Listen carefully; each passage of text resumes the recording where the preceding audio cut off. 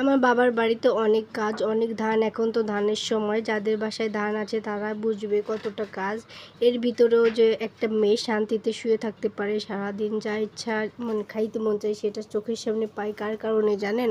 Hello সবাইকে, আপনারা সবাই কেমন আছেন? আলহামদুলিল্লাহ ভালো আছি। তো ঘুম থেকে উঠে দেখতেছিলাম, মানে আমি এখানে শুয়েছিলাম, তারপর উঠলাম, উঠে দেখলাম আমার আম্মু সব কিছু খুব সুন্দর মতো গুছিয়ে রেখে, এবং ভোর রাতে যখন আজানের আগে আমার আম্মু উঠে সব কিছু রান্না বাড়া করে রেখে আবার ধানের কাজ করতেছে। এখন বৃষ্টি হচ্ছে না, কারণ পুকুরের পানিও অনেকটা শুকায় গেছে, এই কারণে ওইখান থেকেও মাটি উঠাচ্ছে। মানে এত কাজ কি বলবো। আর আমি এইমাত্র ঘুম থেকে উঠলাম, এখন সকাল 9টা বাজে। তো বাবার বাড়িতে আছি বলেই এত কাজ কখনো মনে হচ্ছে না।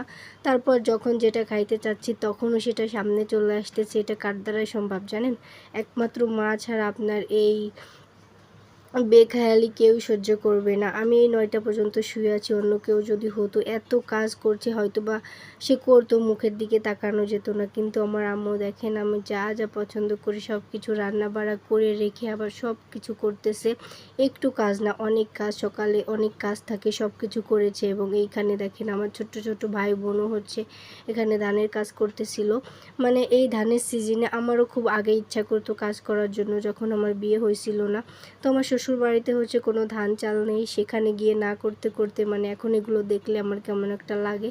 তারপরও মাঝে মাঝে একটু করতে চাইলে আমার আম্মু আবার আমাকে খুব রাগ করে, কারণ আমি আবার আমার শ্বশুর বাড়ির সবার আল্লাদি একটা বউ। তো আমার শাশুড়ির আল্লাদির বউ মা, আমার হাজব্যান্ডের আল্লাদি বউ, আমার ছেলের আল্লাদি মা আমি। তো সব কিছু মিলে আমাকে কেউ কাজ করতে দিবে না। আমি কখন কোনটা খাবো, কখন কি লাগবে সবাই সেটাই খেয়াল রাখে, এবং আমার ছোট্ট ভাই বোনও সেটার খেয়াল রাখে। তো এই যে এখানে সবাই মিলে অনেক কাজকর্ম করতেছিল। এই যে এখানে আবার ধান কাটতেছিল। মানে সারা দিন কাজ আর কাজ। আর আমার কাজ শুধু শুয়ে বসে থাকা, আমার ছেলেকে রাখা, এটাই আমার কাজ। এর ভিতরেও তো আমার আম্মু আব্বু আমার ছেলেকে কোলে নিয়ে ঘুরে বেড়াচ্ছে আর কি।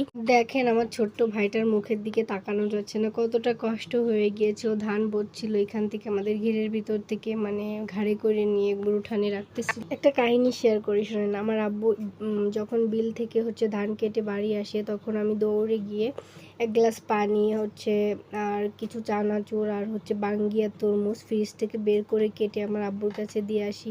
আমার আব্বু এত খুশি হয়, সবাইকে ডেকে ডেকে বলতেছিল, দেখো আমার মেয়ে আমাকে এইগুলো কেটে দিয়েছে। তখন যে এত খুশি লাগতেছিল যে আমার আব্বুই কিনে এনে রেখেছে, আমি শুধু তাকে সময় মতো দিয়েছি, তাই সে এত খুশি। আর আমি কি কাজ করি জানেন? আমি এই মাখাজোকার কাজ আমার খুবই ভালো লাগে করতে। তো এইটা কিন্তু আবার সবাই করতে চায় না, এইটা কিন্তু আমারও করতে খুবই ভালো লাগে। তো এখানে আব্বু আম নিয়ে আসছিল, কাঁচা আম। তো ওই কাঁচা আমগুলো আমি এখানে মাখাচ্ছিলাম। তো এই আম মাখানো, আমার হাতের আম মাখানো আবার সবাই খুব পছন্দ করে। আর এই গরমের ভিতরে যদি একটু আম মাখা হয় সবারই কিন্তু ভালো লাগে কাজ শেষে দুপুরবেলা।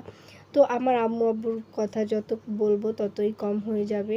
তো আমি যখন যেটা চাইবো সেটাই চোখের সামনে চলে আসে, কি আর বলবো। তো এত কাজ শেষে এত কাজের মানে বললে শেষ হবে না যে আমাদের বাসায় এত কাজ। তো আবার রাত্রেবেলা আম্মু আমাদের জন্য মাংস রুটি রান্না করে।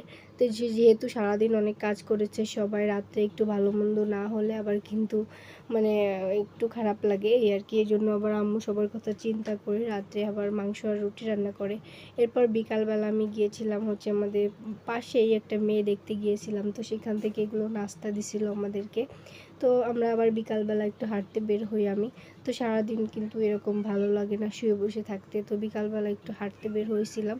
তো তখন এই যে নাস্তা পানি দিল, খাওয়া দাওয়া করে চলে আসলাম। তো বলছিলাম না, আমার আম্মু আবার দেখলাম রুটি আর মাংস রান্না করা শেষ। তো আমি এখান থেকে আগে আগে একটু উঠাই নিয়ে খেয়ে ফেললাম, যেহেতু রুটি দিয়ে খাবো এই কারণে একটু ঝোল ঝোল রেখেছিল। তো কেমন লাগলো আমার ভিডিও সবাই কমেন্ট করে জানাবেন। সবাই ভালো থাকবেন, আল্লাহ হাফেজ।